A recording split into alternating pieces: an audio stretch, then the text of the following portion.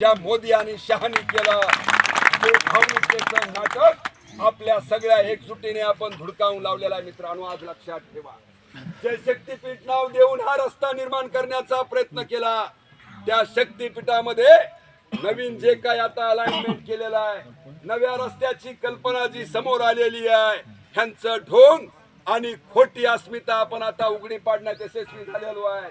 आताच्या अलाइनमेंट मध्ये शक्तीपीठामध्ये महत्वाची देवी असणारी आमच्या मायमाऊलींना माहिती आहे. जिथं महत्वाचं स्थान कोल्हापूरची देवी आहे, त्या देवीला वगळून आता हा रस्ता साहेब जातोय. एवढंच नाही, ज्या ज्या देवांचे नाव घेऊन तुम्ही शक्तीपीठाचा सुरुवात ती शेवट केली, त्या पत्रा देवीला सुद्धा आता हा नव्या अलाइनमेंट प्रमाणे रस्ता जाणार नाही आहे. आमच्या ज्योतिबाला हा रस्ता जाणार नाही आहे. आमच्या बाळूमामाच्या मंदिराला हा रस्ता आता जाणार नाही आहे.